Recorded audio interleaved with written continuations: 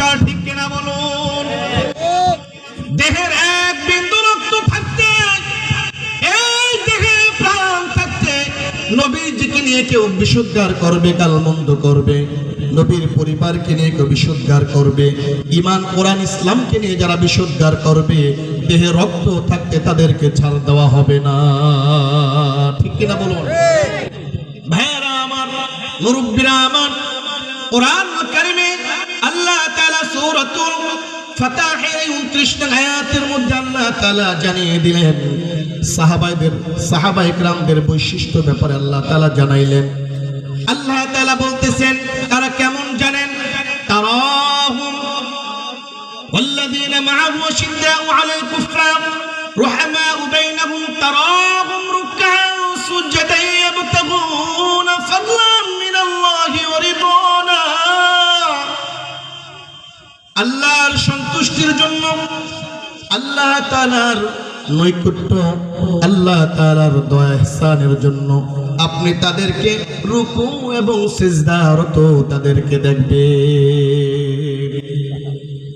সাহাবায়ে কেরামদের ব্যাপারে আল্লাহ তাআলা জানাইলেন, সীমাহুম ফি ওয়ুজুহিহিম মিন আথারিস সুজুদ, এবং তাদের চেহারার মধ্যে, কপালের মধ্যে সিজদার দাগ আপনি দেখতে পাবেন। সাহাবায়ে কেরাম এমন এক দামি কাফেলা, এমন দামি ঈমানওয়ালা মানুষ,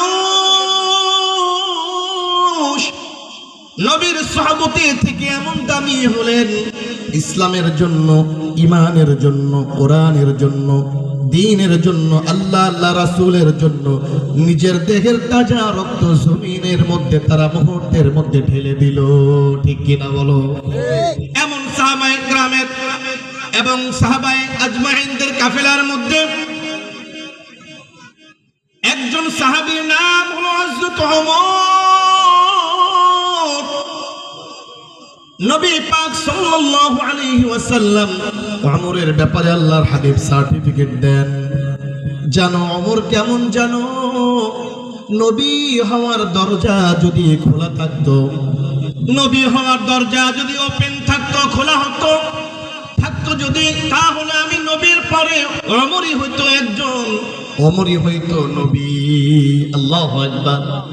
নবী হওয়ার দরজা বন্ধ, নবী আর আসবে না, এই কারণে ওমর নবী হওয়ার সুরত নাই, সুযোগ নাই। যদি সুযোগ যদি থাকতো তাহলে ওমরের মান, শান, আমল, আখলাক, ইলম, চরিত্র, মাকাম আল্লাহর কাছে এতটা মকবুলিয়াতের দরজায় পৌঁছে গেছে, নবী দুনিয়াতে আসার যদি দরজা যদি খোলা থাকতো, ওমর নবী হয়ে যাইতো। আল্লাহু আকবার। এই ওমর এতটা দামি কিভাবে হলো? এই ওমর এতটা দামি কিভাবে হলো? ওমর দামি হওয়ার একটাই মাত্র কারণ, সাইয়্যিদুল মুরসালিন, খাতামুন নবিয়্যিন, শাফি মাহশার, সাকি কাউসার, আফতাবুন নবুওয়াত, ফখরে মাওজুদাত, মুহাম্মাদুর রাসূলুল্লাহ সাল্লাল্লাহু আলাইহি ওয়াসাল্লামের সুহবত নেওয়ার কারণে, নবীর হাতে হাত থেকে কালিমা পড়ার কারণে ওমর বড় দামি হয়ে গেল।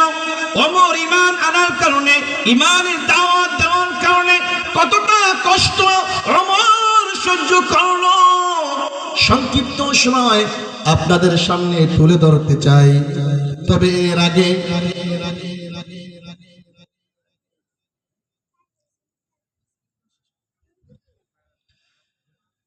আল্লাহ, লম্বা ঘটনা, ঘন্টা খানিকের চাইতো লম্বা ঘটনা। সময় যেহেতু শেষ, আমার বন্ধুবর ভাই ইসাখালী দক্ষিণ পাড়া জামে মসজিদের, ইউনিয়ন পরিষদ সংলগ্ন জামে মসজিদের সম্মানিত ইমাম খতিব হাফেজ মাওলানা মুফতি মাসউদুর রহমান, অত্যন্ত বিনয়ী মানুষ, নম্র মানুষ, মুআদ্দব মানুষ, বুজুর্গ মানুষ, তিনি বয়ান করবেন। ভাইজান বয়ান আসার সময় হয়ে গেল, এ কারণে লম্বা সময়, লম্বা ঘটনা বলার ইচ্ছা থাকলেও সেদিকে যাব না। লম্বা ঘটনাটা একেবারে ভাব সম্প্রসারণের মতো সংক্ষিপ্ত করে আপনাদের সামনে তুলে ধরতেছি। ওমর এমন দামি হয়ে গেল নবীর সাহাবতের কারণে। ওমর কালিমা গ্রহণ করার আগে কতটা ভয়ঙ্কর ছিল, কতটা কঠিন ছিল, লম্বা প্রসিদ্ধ ঘটনা। ওমর বড় ভয়ঙ্কর এক মানুষ, বড় রাগী এক মানুষ। ওমরের দিলের মধ্যে এখন ঈমান আসে নাই, নূর আসে নাই, ইসলামের নূর আসে নাই, ঈমানের নূর আসে নাই। ওমর তরোয়াল নিয়ে দৌড়ায় নবীর গর্দান নেওয়ার জন্য। নাউযুবিল্লাহ।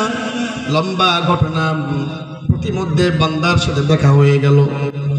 বান্দা বলে দিল নবীর গর্দান পরে আনবে, নবীর কাছে পরে যাবে, আগে নিজের বোনকে সামলাও, বোন জামাইকে সামলাও।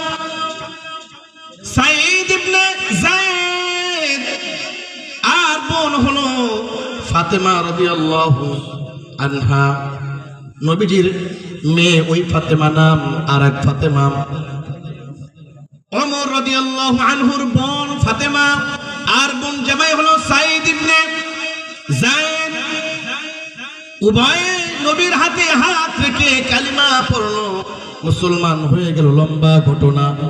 বোনকে প্রহার করলো, বোন জামাইকে প্রহার করলো। নাসরবান্দা আঘাতের পরে ওমর ইমানের নূর না থাকার কারণে বোনকে আঘাত করলো, বোন জামাইকে আঘাত করলো, মার দিল, কষ্ট দিল। এরপর জবান থেকে ঈমান কালিমা দূর হয় না।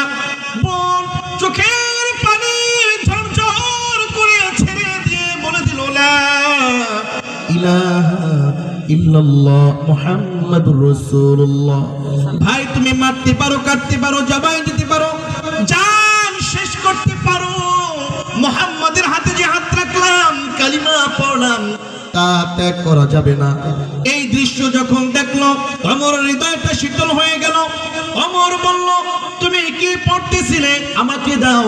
লম্বা ঘটনা। বোন বাধা দিল, না না, নাপাক অবস্থায় ধরা যাবে না, ওযু করো, গোসল করো। ওযু গোসলের শেষে ওমর কালাম খুলে পড়তে লাগলো, তাহা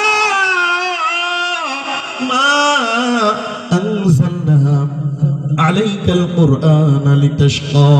কোরআনের আয়াত পড়া শুরু হয়ে গেল। এইবারে ওমরের চোখ দিয়ে ঝরঝর করে পানি বের হয়ে গেল। বলল বড় আঘাত দিয়েছি, কষ্ট দিয়েছি। আমি যে কালাম পড়লাম, এই কালাম যার উপর নাজিল হলো, যার উপরে হাতে হাত রাখলা, কালিমা পড়লাম, ওই মুহাম্মাদের কাছে আমাকে নিয়ে যাও, আমিও কালিমা পড়বো। লম্বা ঘটনা। কালিমা পড়লো, মুসলমান হয়ে গেল। ওমর মুসলমান হওয়ার পরে আর এক লম্বা ঘটনা। মুসলমান হওয়ার পরে লম্বা ঘটনা, মুক্তাসার কথা হলো, ওমর মুসলমান হয়ে যাওয়ার পর এক ব্যক্তিকে কুরাইশদের মানুষদেরকে বলল সবচেয়ে বেশি কথা প্রচার করতে পারে কে? জামিল নামক এক ব্যক্তির সন্ধান দেওয়া হলো। দৌড় দিয়ে গেল জামিলের কাছে ওমর। সন্তান আব্দুল্লাহ ইবনে ওমর, আব্দুল্লাহ বাবার পিছনে পিছনে যেতে লাগলো। গিয়ে দেখলো জামিলের কাছে গেল। জামিলের কাছে গিয়ে ওমর বলতেছেন, ও জামিল, তুমি কি জানো আমি মুহাম্মদ রাসূলুল্লাহ সাল্লাল্লাহু আলাইহি ওয়াসাল্লামের হাতে হাত থেকে কালিমা পড়েছি? জামিল এই কথা শুনে ওমরের দিকে তাকাইলো না, দাঁড়িয়ে গেল। একটা লম্বা দৌড় দিয়ে কাবার কিনারায় চলে গেল। কাবায় গিয়ে ওই কুরাইশদের ভিন্ন ভিন্ন গোত্রে কাবার কিনারায় বসেছিল। জামিল চিৎকার করে বলতে লাগলো, শোনো শোনো শোনো, ওমর সে বেদিন হয়ে গেছে, সে কালিমা পড়েছে, সে বেদিন হয়ে গেছে। জামিলের পিছন থেকে ওমর ডাক দিয়া বলল, না না, সে মিথ্যাবাদী, আমি বেদিন হই নাই, আমি মুহাম্মাদের হাতে হাত রেখে কালিমা পড়েছি। এই কথা বলার সাথে সাথে ওমরের উপর সবাই মিলে আক্রমণ শুরু করে দিল।